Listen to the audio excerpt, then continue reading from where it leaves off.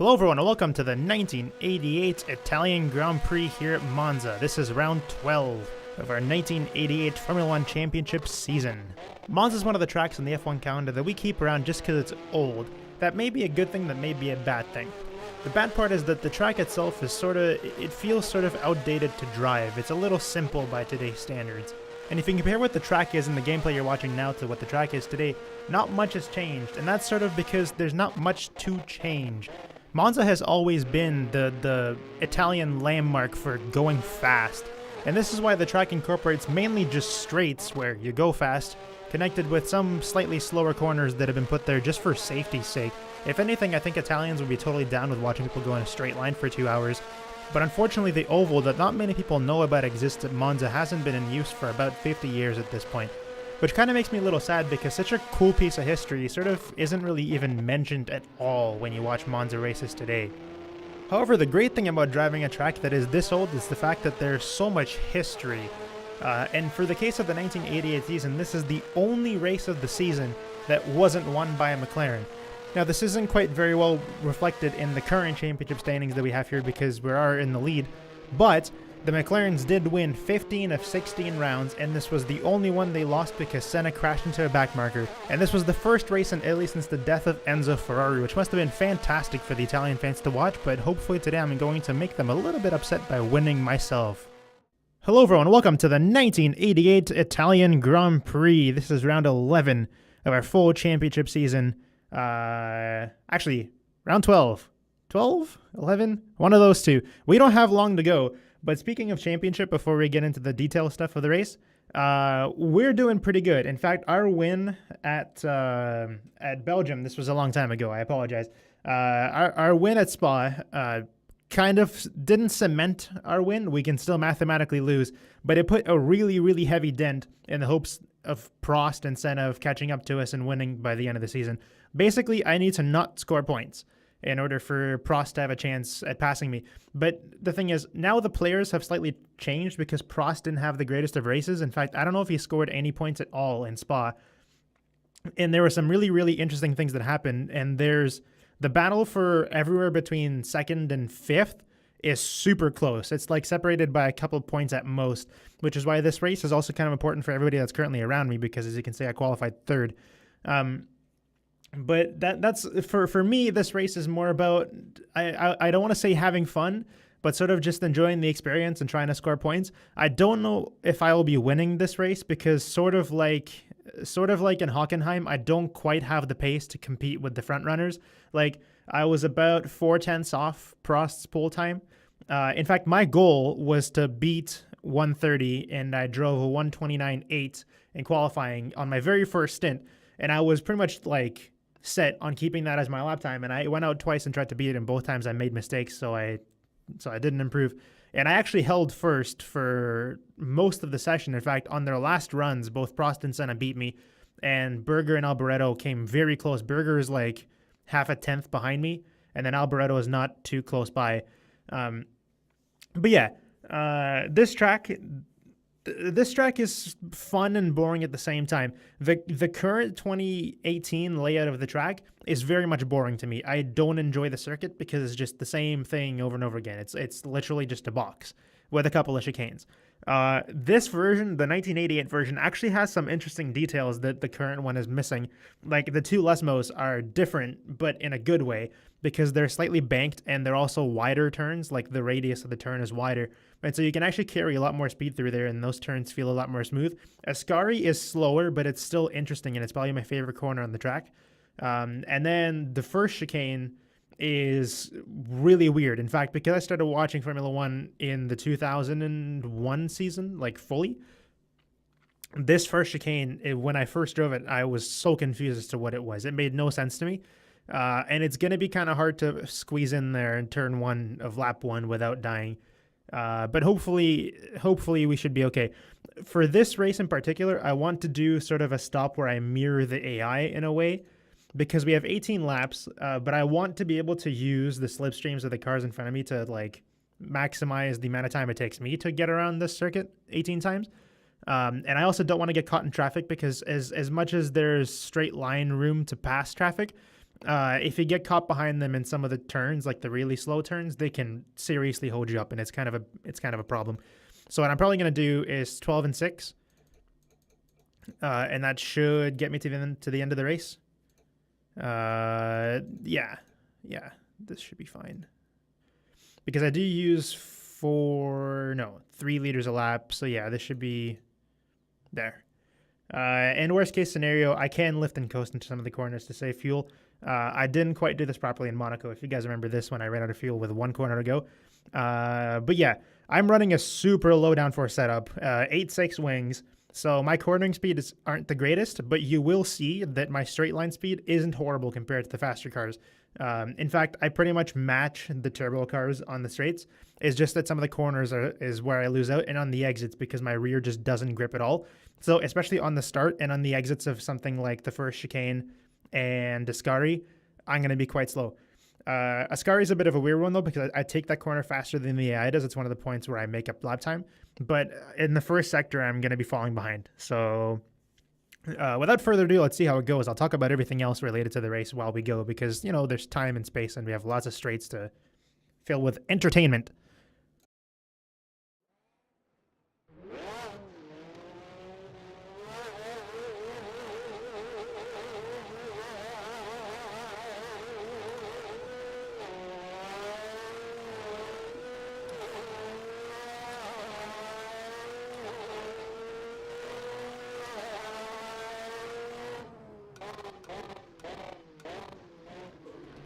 Oh, that was really scary. Oh, man, I am so slidey right now. That whole straight just felt awful. I did concede 3 spots, I think.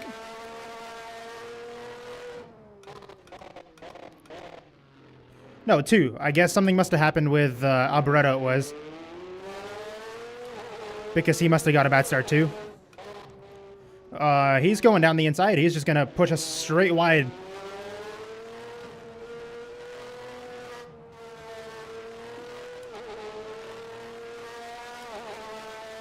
This has been a pretty bad first lap, not going to lie.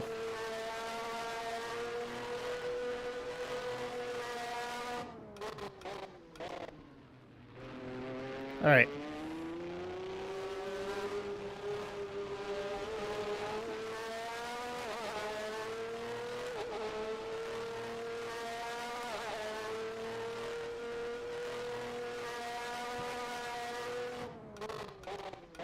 All right, let's put that lap behind us.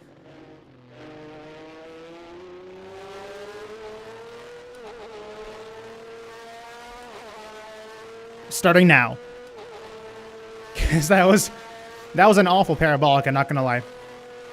Okay, let's focus, because that was pretty trash. But we have lots of time to make up space. And to be honest, there's not a lot of pressure on me right now. I can sort of enjoy the drive.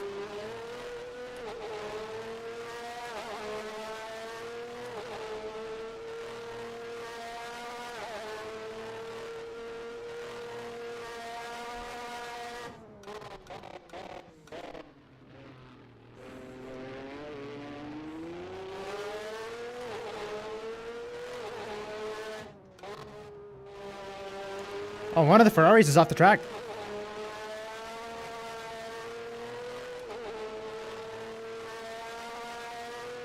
And we get a much better run out of the second Lesmo, and then we're back in P4.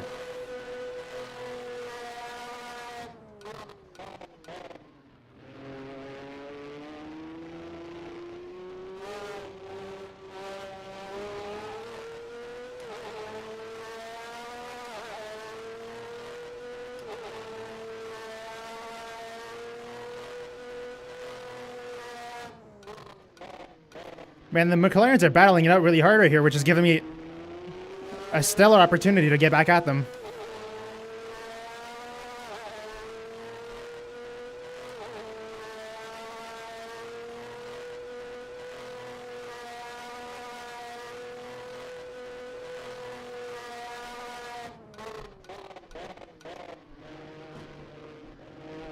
And look at this.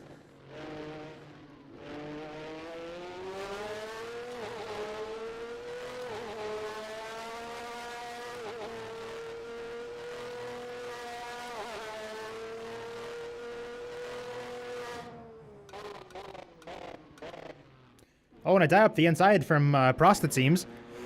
This is really...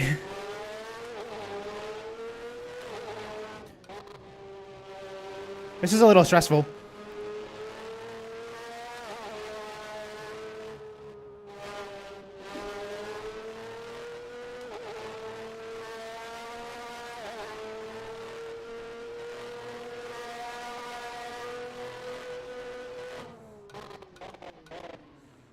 Because I don't want to concede spots while dealing with this, but...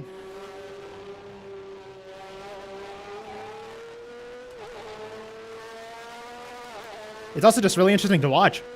I haven't seen the egg go at each other like this for a long time.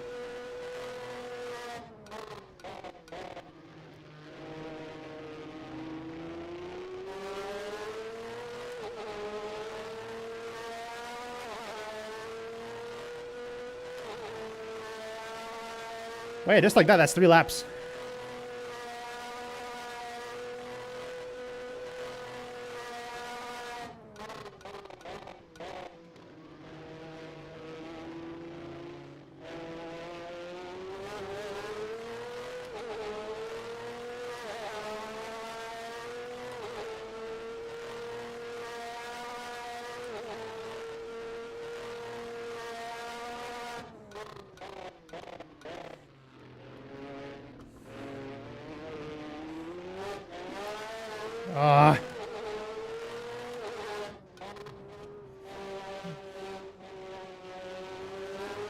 And Alberto does the same thing again.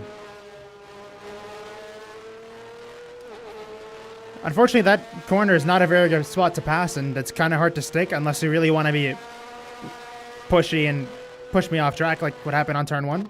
And lap 1, sorry.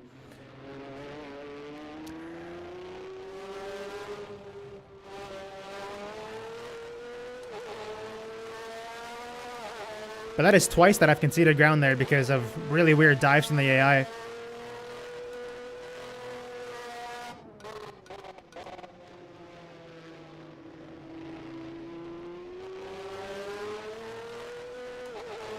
And it all started because that mistake I had coming out of the second chicane. Because again, getting on the power for me is a little shaky because my rear tires have no traction at all.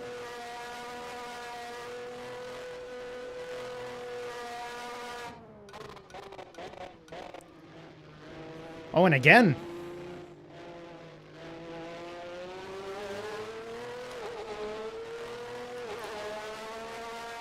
Prost and Senna really dueling it out here.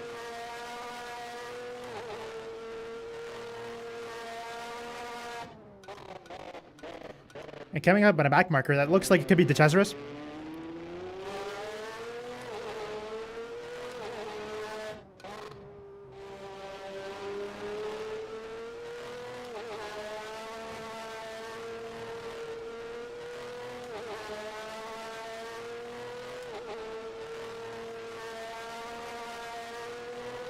And a really good run out of there, and I got the slipstream too.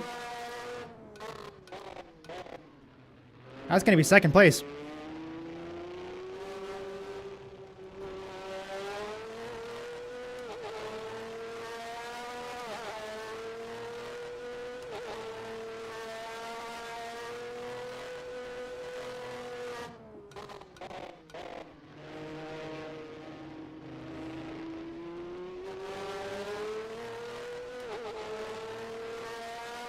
I'm basically here stepping in as sort of like a parent telling their siblings to stop fighting with each other because splitting up the McLarens might be a good thing, might be a bad thing.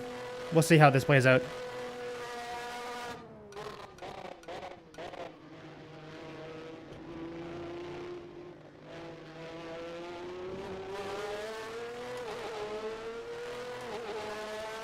I feel like without Senna here, I can't really do much. Guess Prost will just drive away in the sectors that I'm not that fast at.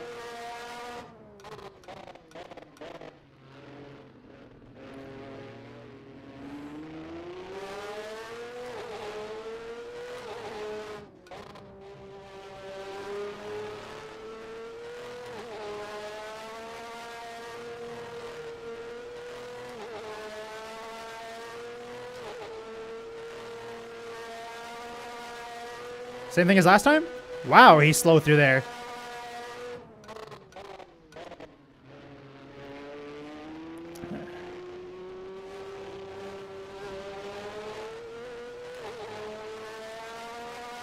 As you can see, the AI takes it a little slow through the Lesmos, which gives me just enough opportunity to get speed back coming into Ascari. And just like that, we take the lead of the race. I didn't expect to be here, but here I am.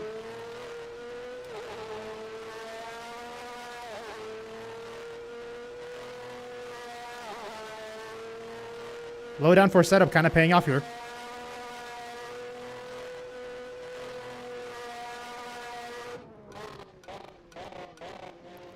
Getting a little shaky coming into there. I hit the grass just a touch. But that's enough to really unsettle the car.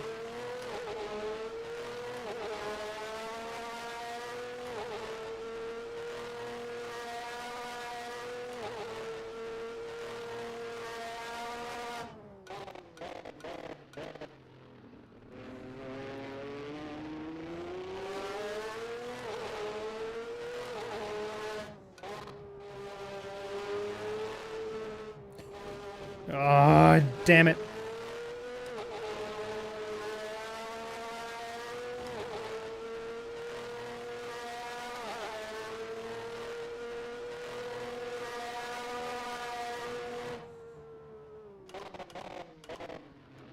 Yeah, I had to sort of concede that because I could see he wasn't planning on getting out of the way.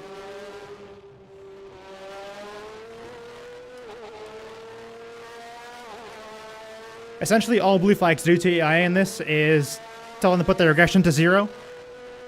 And most of the time, that's not really effective at getting them out of the way.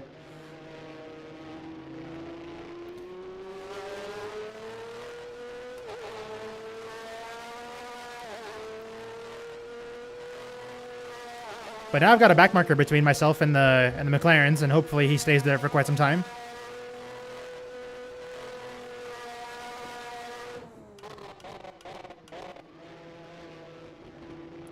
That didn't last long.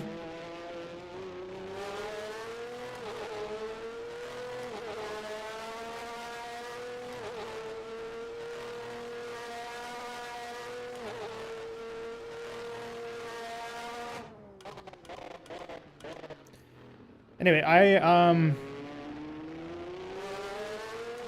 want to talk about this like a little sooner, but I guess it's gonna come up now because I remembered.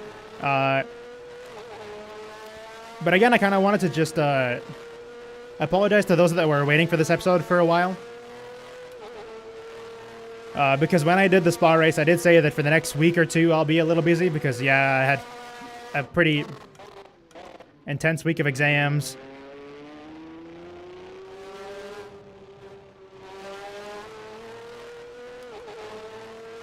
And that's true, all that stuff happened. I didn't make that up. But then I had a week off between my last exam and when I started work. And during that week, I had a bunch of things come up. In fact, one of the days of that week was my birthday, but my family insisted that I celebrate it with them. So I had to spend another day and go downtown and meet the friends that I wanted to spend the real day with, but whatever.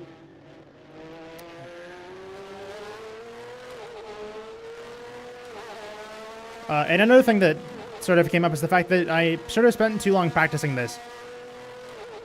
Like, I could have realistically done the race during the week. But I didn't feel like embarrassing myself because I felt like I wasn't that comfortable at some parts of the track. Especially Ascari.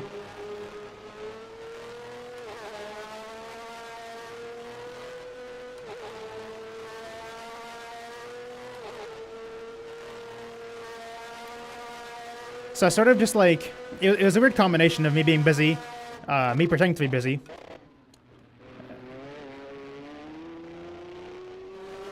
and me just not doing it.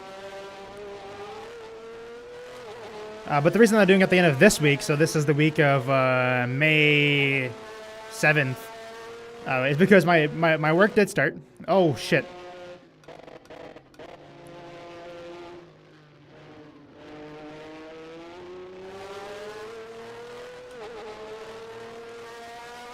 Let's pretend like that didn't happen. Because The 200 and 100 meter boards look identical to each other as far as like the scenery around it. So I just had a complete mental breakdown there. And broke too soon, which got the McLaren back in range of slipstream. Jesus. Anyway, like I was saying, my work is busier than I expected it to be. And a few of the days I had to stay late.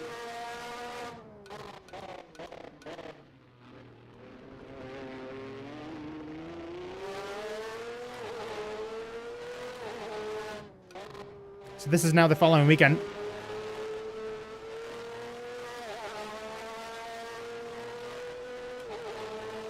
God, that feels so nice. That corner, taking it flat without taking my foot off the gas, oh, one of the best feelings.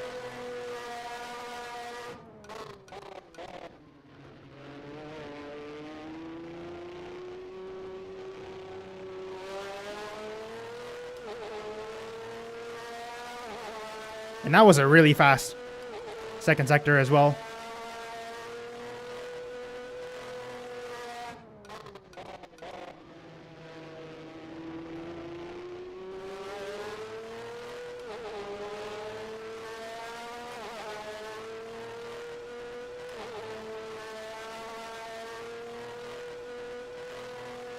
That was a crazy fast lap for me. Like, that was near perfect.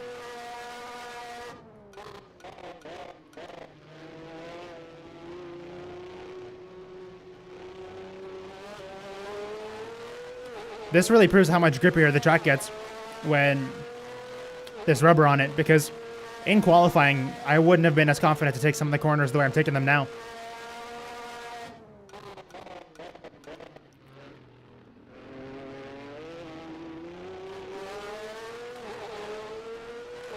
But going through Parabolica, I could almost floor it.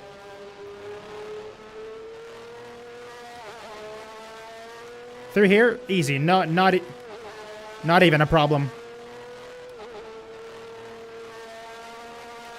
And now I'm really pulling the gap because I broke slipstream finally. I can break nice and late for Ascari. Oh yeah. I'll make a mistake there though.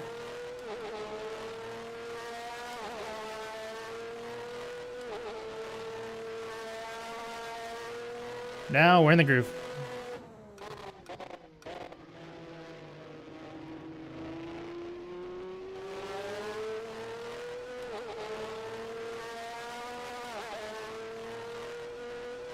Anyway, I'm not sure what I'm going to discuss in the opening of the video, because I'm not gonna have a lot of time to talk about stuff.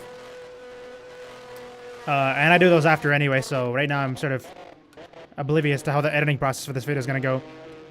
But I do want to talk about the track in general. Anyway, Monza for me is sort of like a double-edged sword, in the sense that this is one of the tracks that's existed in Formula 1 for many, many, many years.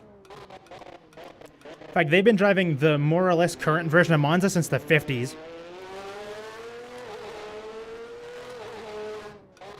This isn't like Spa, where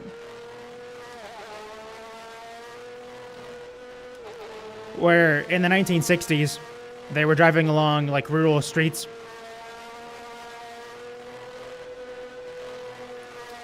And the track was 3 times as long as it is now and stuff like that. Monza's pretty much been the same, besides the addition of some of the chicanes. This track has more or less stayed the same. And part of that is the appeal of the circuit, the fact that it's very, very, very old school. And you can almost feel it when you drive it. You can feel it. This was the kind of track that was designed for like just cars that went fast.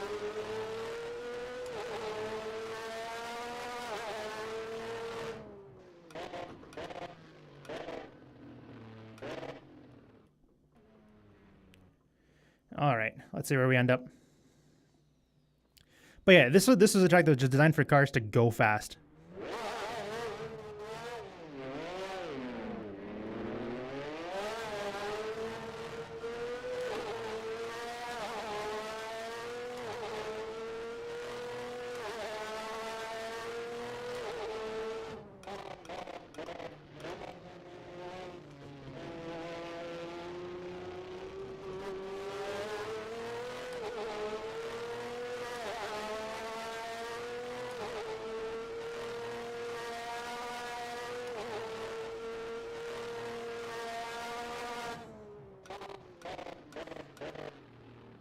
Oh, wait. That was a mistake.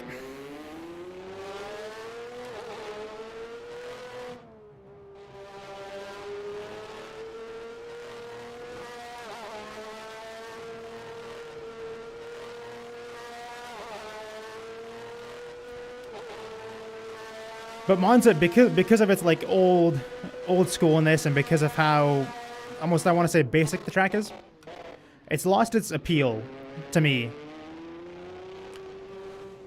And as much as straight lines are really nice for cars nowadays with DRS and everything to produce good racing and lots of overtakes, that hasn't really happened in previous years. Like Monza hasn't really been home to any superb races for quite some time.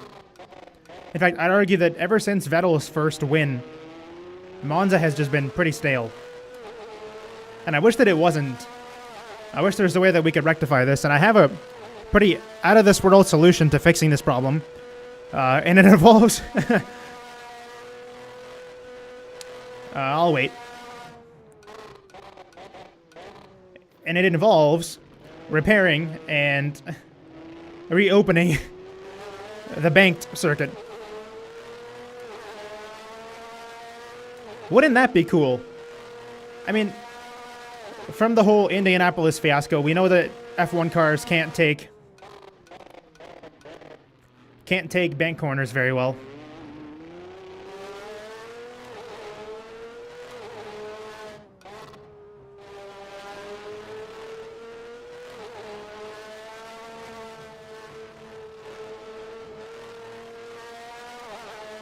Like a teammate. But I really, really, really want to see this bank, the one that I just drove under, be driven again at some point. It's a little bit of a stretch, but I'm hoping that the track owners don't forget about it. Because that bank is one of the most iconic things in racing to me. Every single old track, like real old track, one of the rickety-rackety tracks, sort of like the Nürburgring, sort of like Spa, has almost like a dark piece of history. A part of the track that once existed, or like a full track that once existed, that really holds like a, almost like a, I don't want to use the word dark, but sort of like a mysterious quality about it.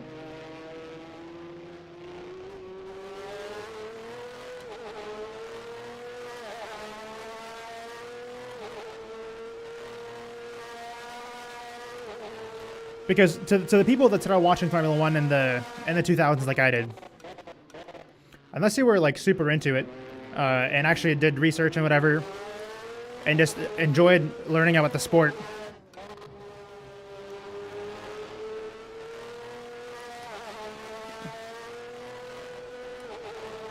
you wouldn't have known that the Nürburgring that they were driving back in the day is paved over where the old Suchlife used to be.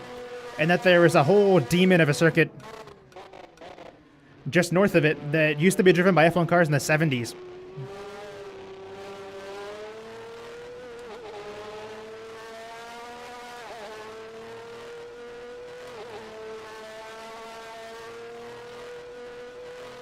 In the case of Spa, it would be something along the lines of, yeah, did you know that La Source and the first bit of the track and the very last bit of the track used to be a real rural circuit, like real roads. And that the track used to be 3 times as long, and that, you know, all sorts of really wacky stuff happened on that track. And for Monza, this will be the fact that for, I think, 2 years in F1, maybe 1 year in F1, but I know that at least 1 year this happened for sure.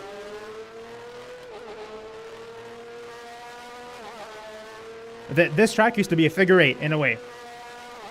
Basically, to those of you that don't know, there are essentially 2 Monzas in a way. There is the Monza that I'm driving now, which is I call it the boot because it just looks like a boot or like a shoe. And then there's an oval that hasn't been in use since the 60s, I'm pretty sure. Because it is really, really, really unsafe, by the way. And we're driving underneath it right now because this is important. And what would happen is the start-finish straight actually had a left piece and a right piece. Oh boy. So the left piece would lead to the regular Monza, where back in the day there was no chicanes, basically. So you would literally just do the 90-degree turns in the order that they appear. But then you come out of here, you'd come out where I am now, and instead of sticking to this path, you'd actually go over to the right, where you sort of see the barriers, the white barrier there.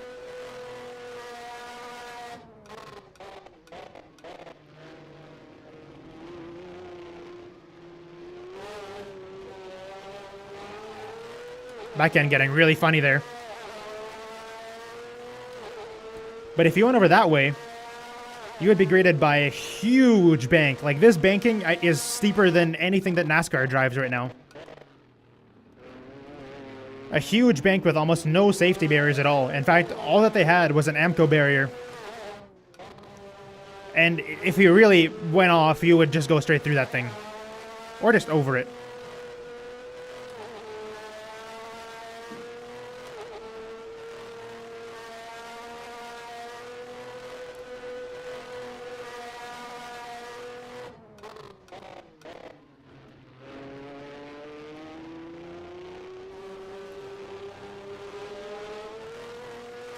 But then you go around the oval, and you go over top of the original track and end up on the left side, where you would proceed to do the lap again and go to the regular Monza. I don't know what this backmarker's doing. This reminds me that I did, in fact, forget to remove the last 6 cars. I usually do this because, according to 1988 regulations, only 26 cars could start. But this mod includes every car that drove here. Oh boy, what happened here?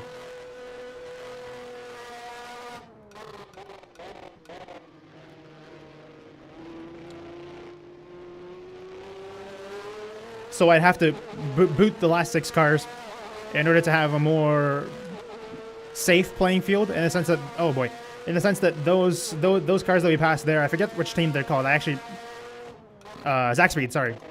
Yeah, so the Zach Speeds don't interfere with the progress of the race because they're super slow. But yeah, just like that, while I was completely mind blanking, coming up with stories and stuff, we're in the last lap. So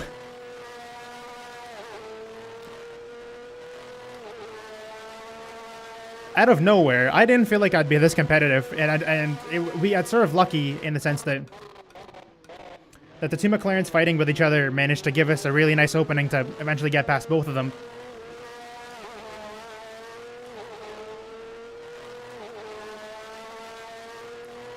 But I've managed to more or less like solidly cruise to a victory that I didn't think was possible. But this will mark, I think, our 6th win of the calendar, and this may or may not mathematically win us the championship. If it doesn't, then I'm pretty sure the next race definitely will. But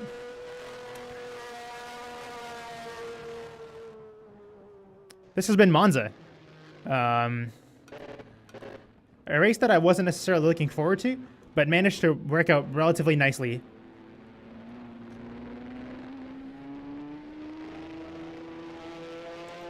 And a little bit of luck here and there, and a little bit of really fast laps. And that's what gave us the win.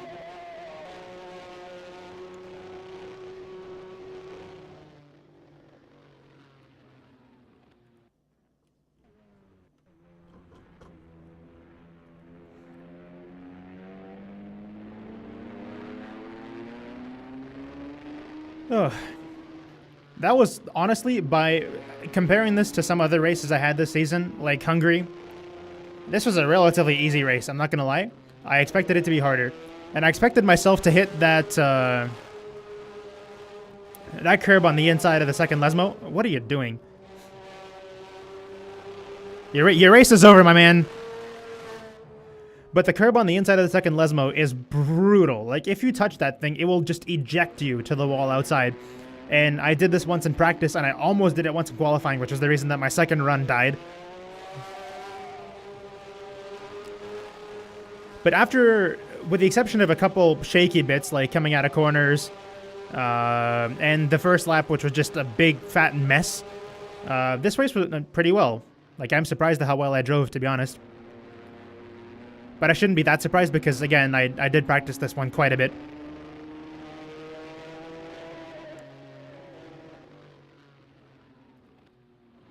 But yeah, oh my god.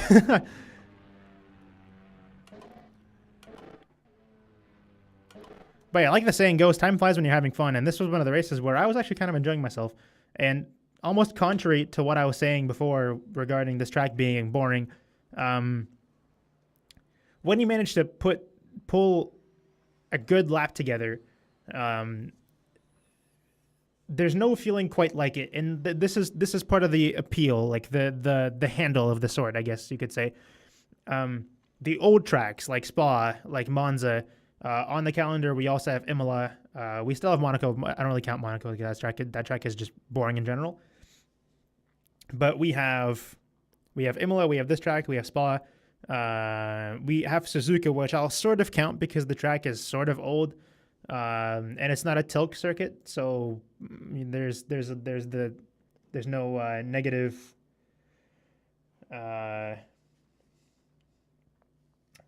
There's no negative conclusions you can draw from just the maker of the circuit. But yeah, so as I was saying, these old circuits have a certain charm to them where instead of being a test of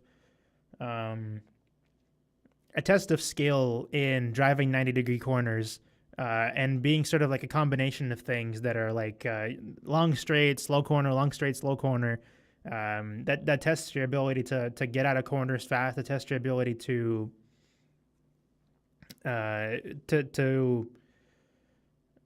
I don't know, find the perfect apex and find the perfect exit and find the perfect entrance and find the perfect braking spot and whatever. Tracks like this are more about making it flow and making the whole lap just feel good. And when I drove the 129.4, which is the fastest lap that I think I've ever done around here, might be a little slower than the fastest lap I drove in the Lotus when I was doing like the test season. But when you put together a lap that just flows nicely, you feel that you went fast. Like when I go around Albert Park, which is for me one of those tracks again where it's fun but incredibly boring at the same time. When I go around Albert Park, I honestly feel like I'm just battling the car. I feel like I'm struggling to inch out like a tenth every single time. Now this track isn't in the season. The Australian race is the last race of the season, and it's in Adelaide in 1988. But Albert Park is my example for like the modern F1 games, and I've played those quite a lot. And every time I drive there, it's just a struggle. And this is true for basically every other like modern circuit that exists, like Sochi and stuff, and Azerbaijan, where it just feels like, sure, it's fun to go fast in a straight line, but it's incredibly boring just to make 90-degree turns. And tracks like this, tracks like Monza, like Spa and whatever, have a certain charm to them where the turns don't seem mathematical. They just seem natural, flowy. Like the way that they designed the Nordschleife was they looked at what would be the hardest place to go and they went there. And that track is quite different to anything that exists today because there's no real straights except for the one that's like 6 kilometers long. I might be pulling the number out of my ass, and I'm pretty sure that's not how long it is, but it feels like it because you're on that thing for like a minute. But the rest of the track is all about flow. It's all about connecting things well. And it's all about just taking, almost trying to not pull tenths, but pull grip out of the car to take a turn as fast as you think you can, and then some. And that's what I felt like going around some of these corners where I feels like I know I can do it this way, but I feel like if I just try to get another tenth out of it, like another piece of grip, like if I try to put one of my wheels on the curb and whatever, I feel like I can go a little faster and carry some more speed. So this like sort of ends my rant on Monza and the fact that it produced extremely boring races. But if you drive it yourself, you might think otherwise because some of the corners here, like Parabolic, like Ascari, and like the two Lesmos, especially the 1988 version, are just special. They have a charm that modern circuits miss, and this is why hopefully at the end of the race I'll do a little fun race at the Österreich ring just to show you what tracks used to be like, because the old Austria ring, what's currently the A1 ring, which is still kind of fun to me. I like that track in a way, but the old version of the track was just something sublime. It was you took no corner slower than third gear, and most of them were like fourth and fifth, and they were so nice and round and smooth that if you get a good corner and carry that speed into the next one, it just felt so good. And unfortunately, you don't get as much of that nowadays. And this is just my rant on tracks and stuff. I'm not going to talk about the car regulations because you can talk about this stuff for hours. And the old school guys are going to be like, turbo engines in the 80s and the 90s and the V12s and the sound and the way the cars looked and yada, yada, yada. And the new guys will be like, no, the cars are fine. Like, there's so much engineering that goes into them. And I really don't feel like sparking that debate, and whatever side you take, you're going to make somebody upset. But I think something that we can all agree on is the fact that tracks, like the old ones, like Imola, like Monza, are both super interesting historically and super interesting when you finally drive them yourself, but also just so bad to watch. I'm not going to lie, Monza this year is probably going to be one of the worst races.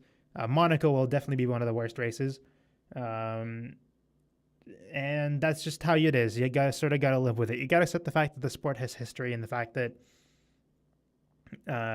if you forget history and if you abandon it just for the sake of doing something new, you'll lose the original meaning of the sport. And the original purpose of the sport was to go as fast as you can. And this is kind of ties into what the regulations are today, because right now with the whole like 3-engine limit and stuff like this, a lot of the rules are killing the racing, because this was in China. No, not China. Where was this?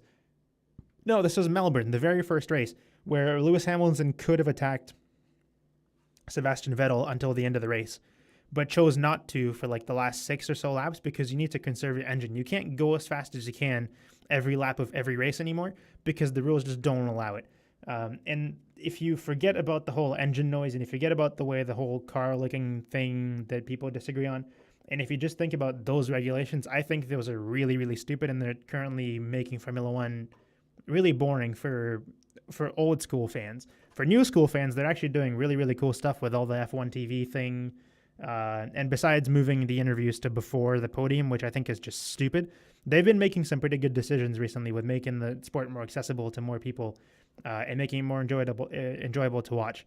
So there's always good and there's always bad, and just like Monza, there's always good and there's always bad. So this outro's been going on for a really long time, but if you're really interested in staying, then hope you stayed, and if you didn't, then whatever, you could have left a long time ago. Anyway, this has been 1988 Monza Italian Grand Prix. And I will see you guys at some point, maybe next weekend, probably, to go to the next place, which I think is Portugal, but I don't want to assume. So, yeah, see you guys later.